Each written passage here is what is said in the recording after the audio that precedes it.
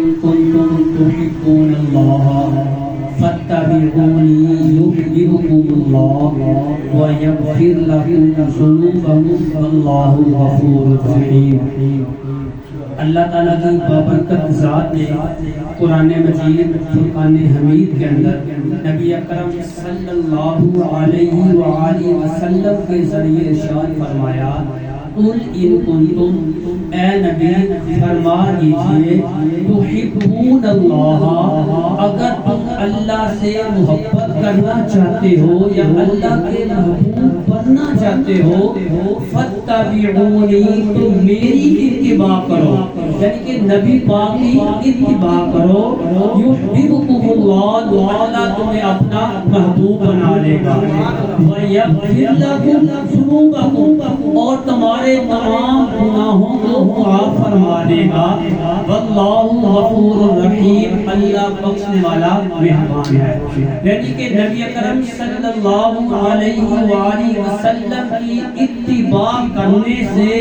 انسان اللہ کا محبوب بن سکتا ہے۔ تو اس لیے دیکھیں جب نبی اکرم صلی اللہ علیہ وآلہ وسلم کا دور تھا، اس وقت صحابہ مسجد میں بیٹھے تو تمام انبیاء کرام کے بارے میں ذکر کر رہے تھے، محفل کر رہے تھے چھوٹی، جس کے اندر وہ یہ کہہ رہے تھے کہ اللہ تعالیٰ نے حضرت موسیٰ علیہ السلام کو کلیم اللہ بنایا، حضرت نوح علیہ السلام کو نذیر اللہ بنایا، اس طرح کی باتیں وہ دہرا رہے تھے۔ تو وہاں آ کے آپ نے خود فرمایا کہ میں تمہارا نبی وہ ہوں جسے اللہ نے حبیب اللہ بنایا، اپنا حبیب بنایا، مطلب جو اس وقت بھی نبی کریم صلی اللہ علیہ وآلہ وسلم کا ذکر کیا جاتا تھا ان کی غیر موجودگی میں بھی، تو آج ہم لوگ بھی وہی ذکر کر رہے ہیں۔ جیسے آپ نے سوال کیا، اے میرے صحابہ مجھے بتاؤ سب سے بہترین ایمان کن کا ہے، سب سے بہترین ایمان کن کا ہے؟ تو صحابہ کرام نے فوراً جواب دیا، یا رسول اللہ ہمارا ایمان بہترین ہے۔ آپ نے فرمایا نہیں، آپ 24 گھنٹے میرے سامنے موجود رہتے ہیں، مجھے اپنے سامنے دیکھتے ہیں، جو کام میں کرتا ہوں ان کو آپ دوبارہ ریپیٹ کرتے ہیں، ان کو میری سنت سمجھ کے ان کو کرتے رہتے ہیں، تو پھر آپ کا ایمان کیسے ہو گیا جی؟ کیونکہ آپ میرے پاس جبرائیل کو بعض شکلوں میں، انسانوں کی شکلوں میں آتے جاتے دیکھتے رہتے ہیں، آپ کا ایمان تو عجیب نہیں۔ تو جواب میرا یا رسول اللہ فرشتوں کا ایمان سب سے عجیب ہوگا۔ آپ نے فرمایا نہیں، ان کا ایمان بھی سب سے عجیب نہیں، کیونکہ وہ 24 گھنٹے اللہ کی بارگاہ میں رہتے ہیں، حمد و ثنا کرتے رہتے ہیں، جو ان کو ڈیوٹیاں دی گئی وہ ان کے اوپر عمل کر ہوتے ہیں، گناہ کرنے کا تو کوئی چیز ان کے دماغوں میں آتی نہیں ہے، ان کا ایمان کیسے عجیب ہو گیا؟ تو فرمایا یا رسول اللہ اب تک جانتے ہیں، آپ بتا دیجئے کہ کن کا ایمان سب سے بہتر ہے؟ تو آپ نے فرمایا کہ سب سے بہترین ایمان ان لوگوں کا ہوگا جنہوں نے مجھے دیکھا بھی نہیں ہوگا لیکن پھر بھی میرا کلمہ پڑھتے ہوں گے، میرے پہ ایمان رکھتے ہوں گے۔ وہ آپ لوگ بیٹھے ہیں جنہوں نے سرکار کو ہمیں دیکھا نہیں، لیکن ہم لوگ ان کے اوپر کلمہ پڑھتے ہیں، جان دینے کے لیے بھی تیار ہو جاتے ہیں، اس لیے کہ ہمارا ایمان بہترین سرکار نے دیا۔ اور دوسرا سوال اٹھتا ہے، آپ لوگ میلاد ملاتے ہیں، جگہ جگہ لکھا ہوتا ہے میلاد النبی، میلاد الرسول، اس کا مطلب کیا ہے؟ بہت سوال اٹھا لیتے ہیں لوگ، میلاد النبی نبی کا پیدا ہونا، میلاد الرسول رسول کا پیدا ہونا، جشن عید میلاد النبی نبی کے پیدا ہونے کی خوشی میں عید، جسے لوگ کہتے ہیں کہ عید تو ہے ہی نہیں، عیدیں تو دو ہیں، جبکہ سرکار کا فرمان ہے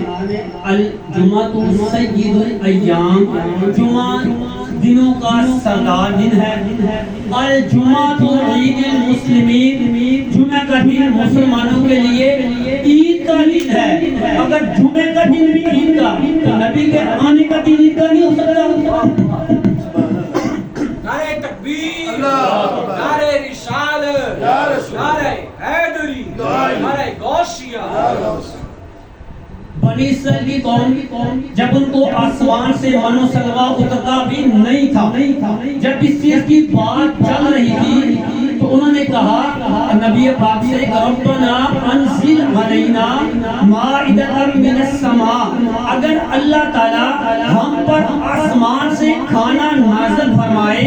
تکون لنا عیدا لاولینا وآخرنا، ہمارے گزرے ہوئے لوگوں کے لیے اور آنے والے دنوں کے لیے اور آنے والے لوگوں کے لیے وہ دن عید کا دن ہوگا۔ آج بھی وہ عید مناتے ہیں جس کو منو سلوہ ملا، اور جس دن کائنات کا نبی ملا اس دن خوشی نہیں کی جا سکتی۔ ہر بندہ اپنی اپنی مرضی سے کرتا ہے۔ جیسے بچے نے بیان کیا کہ سرکار نے دو چیزیں فرمائی، ایک فرمایا کہ میں آپ کو اہل بیت دے کے جا رہا ہوں، دوسرا قرآن دے کے جا رہا ہوں، دونوں میں سے کسی ایک کو بھی تھام لو گے کامیاب ہو جاؤ گے۔ بالکل ٹھیک فرمایا، حدیث پاک بالکل موجود ہے۔ اگر ذہن میں یہ سوال آتا ہو کہ ایک تھامتے تو ایک تو وہاں سے چھوٹ جائے گی، نہیں چھوٹے گی۔ اگر آپ اہل بیت کو تھام لیں گے تو اہل بیت کیا کرتی ہے؟ وہ قرآن بھی پڑھتی ہے، قرآن پہ عمل بھی کرتی ہے، اور اگر آپ قرآن کو تھام لیتے ہیں تو قرآن فرماتا ہے قُلْ لَا أَسْأَلُكُمْ عَلَيْهِ أَجْرًا، اے لوگوں پہ تم لوگوں سے کسی چیز کا اجر نہیں طلب کرتا، إِلَّا الْمَوَدَّةَ فِي الْقُرْبَى، صرف میرے قریبی رشتہ داروں کے ساتھ محبت کرو۔ آگے چلتے ہیں، صحابہ اکرام کے پاس جنگ کا موقع، حضرت حنظلہ رضی اللہ تعالی عنہ کی شادی ہوئی، رات انہوں نے گزاری، فجر کی اذان سے پہلے ایک صحابہ نے ندا دے کہ جنگ کے لیے جانا ہے، تمام مجاہدین جو جنگ کرنا چاہتے ہوں وہ مسجد میں جمع ہو جائیں۔ تو حضرت حنظلہ بھی آ گئے، جبکہ حالت جنابت میں تھے، غسل نہیں کیا، جلدی سے فوراً دوڑ کے اسی میں شامل ہوئے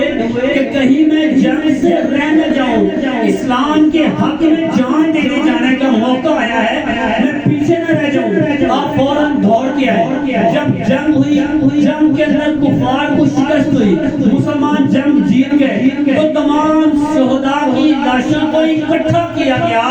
تو آگے سرکار کو بتایا گیا اے ہمارے نبی ہم نے تمام شہداء کی لاشوں کو اکٹھا کیا، لیکن ایک لاش کم ہے جو ہمیں مل نہیں رہی، ایک صحابی کی لاش کم ہے۔ تو آپ نے آسمان کی طرف دیکھا اور آپ مسکرائے۔ جب آپ مسکرائے تو تمام صحابہ نے عرض کی یا رسول اللہ ہم تو پریشان ہیں، ہمیں ایک صحابی رسول کی لاش نہیں مل رہی، لیکن آپ تو بہت مسکرا رہے ہیں۔ تو آپ نے جواب دیا جو محمد عربی کی آنکھ دیکھ رہی ہے آسمان پہ وہ تم نہیں دیکھ رہے۔ عرض کی یا رسول اللہ حکم کیجئے آپ کیا دیکھ رہے ہیں؟ فرمایا میں دیکھ رہا ہوں کہ حضرت حنظلہ کی لاش کو آسمان پر فرشتے غسل دے رہے ہیں۔ یہ تھی سرکار کے ساتھ صحابہ کی محبت، اور اتنی محبت انہوں نے کی ہے آپ لوگ اس بات کا اندازہ نہیں لگا سکتے۔ جیسے خواجہ معین الدین چشتی اجمیر کا بادشاہ، چشتیوں کا بادشاہ، آپ کے بیٹے کا کسی کو نام یاد ہو نہ ہو لیکن آپ کے خلیفے کا نام سب کو یاد ہے، قطب الدین بخارا کاکی جو دلی کا بادشاہ تھا۔ آپ کا آخری ایام تھے خواجہ معین الدین چشتی صاحب کے، بہت روتے، بڑے آنکھوں میں آنسو آتے، تو حضرت قطب الدین بخارا کاکی گئے، جا کے آپ نے قدم تھامے، قدم دبائے اور کہا شیخ آپ نے تو اللہ سے محبت ہی بہت کی ہے، آپ نے دین کا کام بھی اتنا کیا ہے، اتنے عالم بنائے آپ نے، اتنے مدارس بنا دیے، حتیٰ کہ ایک نگاہ سے آپ نے ایک ٹائم میں 90 لاکھ کو کلمہ پڑھا دیا، تو آپ کتنے پنجول میں پریشان ہو رہے ہیں۔ تو آپ نے جواب دیا اے بختار کاکی توجہ فرما کہ یہ تمام باتیں جو تو کہہ رہا ہے یہ میں نے دنیا میں رہتے ہوئے کی ہیں، لیکن جو دیکھ میں نے کس بارگاہ میں جانا ہے وہاں دکھانے کی ایک بھی قابل نہیں ہے۔ آج تو ایک بچے کو قرآن پڑھانے وہ بندے کا فخر نہیں ختم ہوتا، تو ان کا مقام و مرتبہ دیکھیں۔ اللہ سے نبی اکرم صلی اللہ علیہ وسلم کے فرمان پہ چلے، ضرور چلے، والدین کی خدمت سب سے پہلے کریں۔ آپ نے فرمایا تھا کہ اگر میں نماز پڑھ رہا ہوتا میری ماں مجھے آواز دیتی تو نماز چھوڑ کے آتا، دین کی خدمت بھی کریں، والدین کی خدمت بھی کریں، اور تقویٰ اتنا اپنے اندر رکھیں کہ جو میں نے اعمال کیے ہیں وہ بارگاہ بہت بڑی ہے جس میں نے پیش کرنے ہیں، پتہ نہیں وہ پیش کرنے کے قابل ہو یا نہ ہو۔ ایک بات آخری، آپ تمام لوگوں میں سے بعض حضرات ایسے ہیں جنہوں نے اپنی بیٹیوں کی شادیاں بھی کی ہیں، چھوٹے چھوٹے معاملات کے اندر خاندانوں میں لڑائیاں بڑی بڑی بڑھ رہی ہیں۔ ایک اس کے اوپر سرکار کا فرمان بتا کے آپ کو جاؤں گا۔ ایک جنگ کے موقع سے یہ واپس آئے جب حضرت علی کی شادی سیدہ فاطمہ سے ہو چکی، آپ کے دونوں بیٹے موجود تھے، حضرت امام حسن اور امام حسین، جبکہ امام حسن اور امام حسین کی پیدائش میں 1 سال کا پورا وقفہ بھی نہیں ہے۔ تو جنگ سے نہ کچھ کنیزیں آئیں، مولا علی نے خود بات نہیں کی، سیدہ فاطمہ گھر میں آ کے بتایا کہ سارا دن گھر کا کام کرتی ہو، تھک جاتی ہو، سرکار کے پاس کنیزیں آئی ہیں، جب اپنے بس کنیز دے دو اپنے کام کے لیے۔ آپ نے فوراً دوپٹہ اوڑھا، ساتھ ہی گھر کا قریب آپ فوراً گئی سرکار کے پاس پہنچی اور کہا کہ میں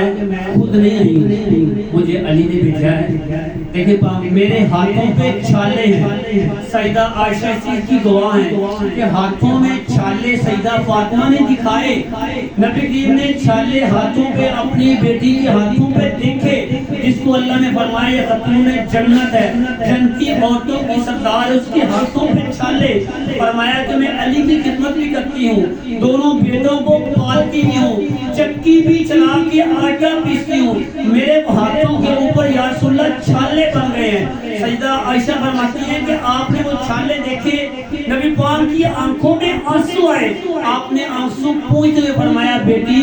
یہ کام تو تمہیں کرنا ہوگا، علی کی خدمت بھی تمہیں کرنی ہے، دونوں بیٹوں کو دودھ پلانا بھی ان کی خدمت بھی تم نے کرنی ہے، چکی چلا کے کھانا بھی تم نے ہی پکانا ہے، گھر کے کام کاج بھی کرنے ہیں، اور نبی پاک نے فرمایا کہ اللہ کی عبادت بھی تم نے ہی کرنی ہے۔ لیکن میں تمہیں ایک وظیفہ بتا دیتا ہوں، کنیز نے بھی